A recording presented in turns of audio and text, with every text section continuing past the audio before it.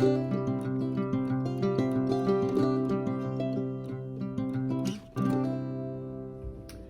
friends, welcome to the Share Report. If you're new here, thank you so much for joining. Be sure to hit that subscribe button, and for those who are returning, thank you so much for being here. Share this channel with others. This channel is about educating ourselves, becoming active citizens, knowing what we're up against, knowing history, so we do not repeat the bad portions of history. We want to know our history very well. So with that being said, I was out and about. I went to this little bookstore along the coast, and it's a resale bookstore where they sell used books. And I love reading. I love educating myself, knowing different things, history, and just reading all kinds of things. So I looked in the history section, political section, and I actually found this book, and I'm like, wow, that's very interesting. And they were having a sale, so I picked up this book and I started reading it while I was near the water and just kind of relaxing. And I found it very interesting because I talk a lot about being anti-war on here and promoting peace. And there were a lot of things in just the very beginning, just a few pages that I read, and I'm not even done with this book, that I found very interesting. It's called The War Lovers, and you can definitely relate because we have a lot of war-loving public servants that are pushing that down our throat. And one thing that I read in this book at the very beginning, there are a few different people in here that we know very well, and then also one of the tools that they use to promote propaganda and to get the people to think, oh, you know, someone's coming to attack us. We need to go out there and protect ourselves. They use the media.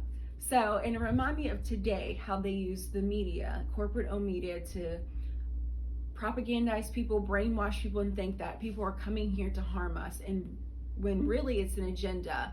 And I was reading through here, and there was actually the Speaker of the House.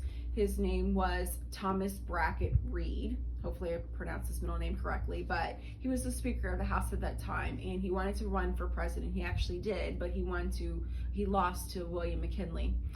And he was very much against them wanting to push war and go to war. He actually was set aside, and they actually singled him out because he was definitely against what he considered American imperialism, which actually was like this military conquest. He's like, you know, it's good for us to be successful here.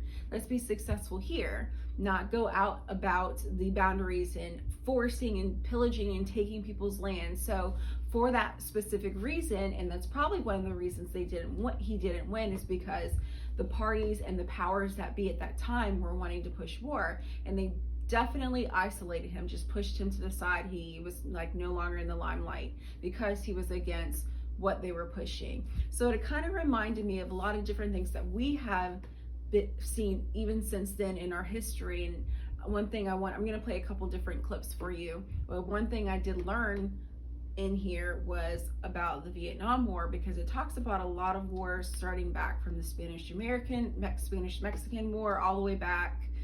And then it goes on to talk about the Iraq War and how they lied to us and saying they were weapons of mass destruction, when really there wasn't. We found that out. And really, we come to know these public servants' real motives. And there was something that Lindsey Graham had said, because they say, oh, you know, we're so concerned about Ukraine's borders, and just acting like they're just so concerned about the Ukrainian people.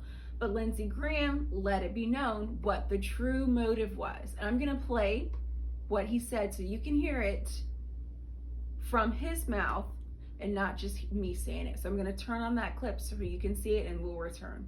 To get the weapons flowing. He created a loan system.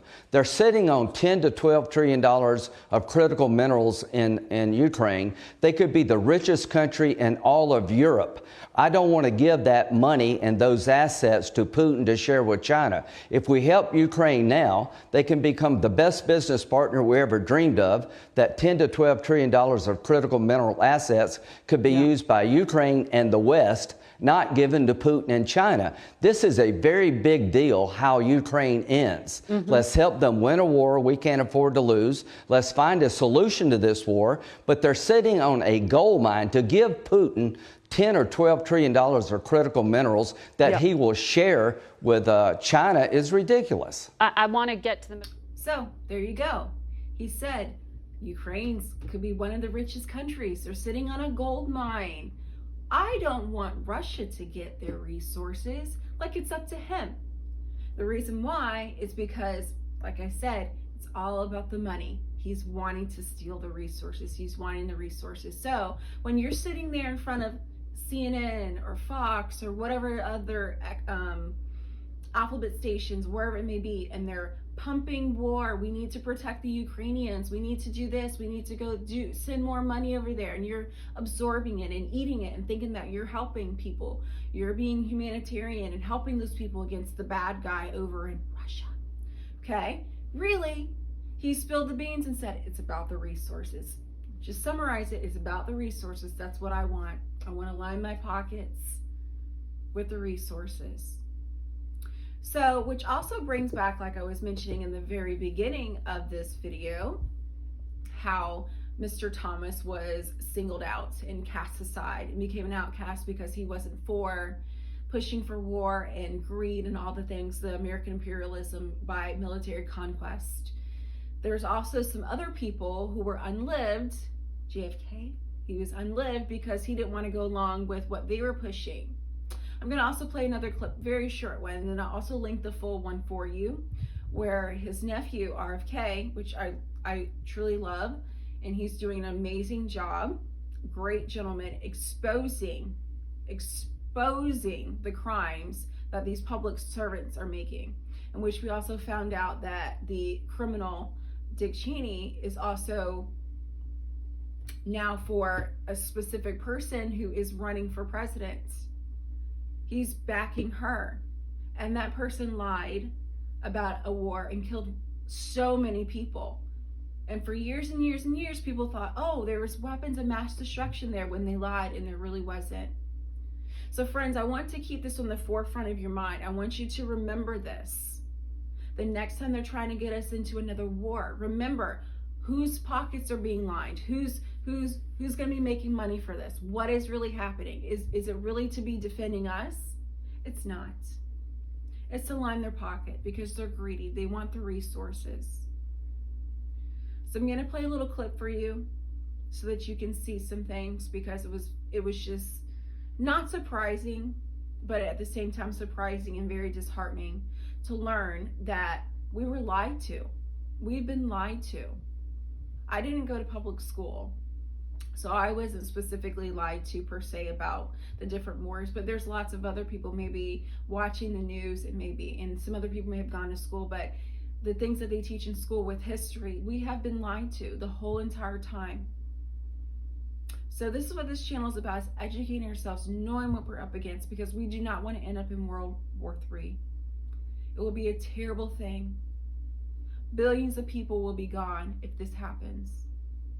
And I know this election, one thing I'm going to say before I play the clip, this election is all about one specific topic about can women have the right to choose? That is the least of our problems right now. The very least of our problems. If we end up in World War III, you won't even be living yourself. You're not going to even have life yourself if we end up in World War III, with the amount of people that will be gone from this devastation. So I want to remind you of that. Be against war.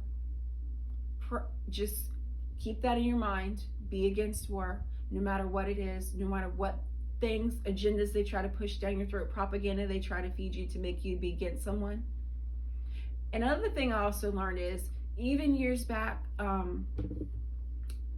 Eisenhower warned against the military-industrial complex. And he says, beware of them. And one of the things, propaganda things that they tried to push on us as well, is to be against the same country that they're saying to be against now, Russia. So history repeats itself. That's why I say we need to learn from history so we don't repeat it. But unfortunately, people don't pay attention. And here we are repeating it again. So I'm going to play a little clip for you to close out this video. Like always, thank you for your support. Be sure to share this channel, subscribe. I'll be back with more videos. We are down to a few days before Election Day, which is very interesting. Don't know how that's going to be, but keep up the good fight. Watch this clip and I'll see you in the next video. Thanks. 1,000 wounded. We killed more Iraqis than Saddam Hussein ever did. This fraction of our military and intelligence establishment that we call the neocons, led by Dick Cheney, faked the evidence of weapons of mass destruction because they wanted a war. In 1961, President Eisenhower warned the American people of the dangers of the emerging military-industrial complex that would try to embroil us in a nuclear war with Russia. He pointed out that these warmongering elements in the Pentagon and intelligence apparatus relished war and reveled in it, including nuclear war. My uncle, President John F. Kennedy, confronted his own Joint Chiefs of Staff and his intelligence officials who proposed to fake the shooting down of an American civilian airliner and blame it on Cuba in order to justify a nuclear war with Russia. John Kennedy stood up to them and refused to go along. President Kennedy was shocked by another military proposal to launch a surprise nuclear attack on the Soviet Union. The uniform meant that the USA would win because the Soviets would suffer over 130 million deaths, while in America, only 30 million would die. After John Kennedy's assassination, the Gulf of Tonkin incident was used to justify war on Vietnam.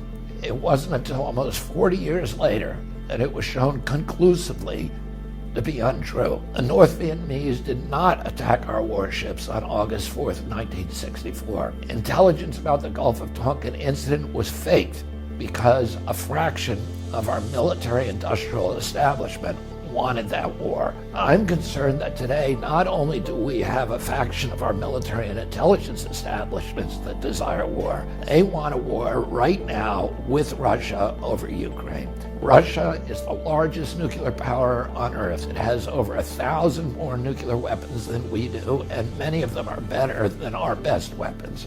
President Biden came within an inch of giving authorization to the Ukrainians to use American-guided missiles to fire deep into Russian territory. The Russians, in response, changed their law to allow them to respond with a nuclear attack, and the world was never closer to full-scale nuclear war. Can you imagine if the Mexican army was being backed by the Russians to launch Russian-guided missiles into American territory, hitting cities, hydroelectric dams, and nuclear power plants? Would the USA attack Russia in retaliation? It would be a miracle if we didn't. Kamala Harris is inexperienced in foreign policy, and her belligerent and hostile remarks about Russia during her acceptance speech at the Democratic Convention were extremely alarming. Those words demonstrated that she would be a perfect pushover, a puppet for the military intelligence faction that wants this war. We don't need a president who is so weak that she needs to prove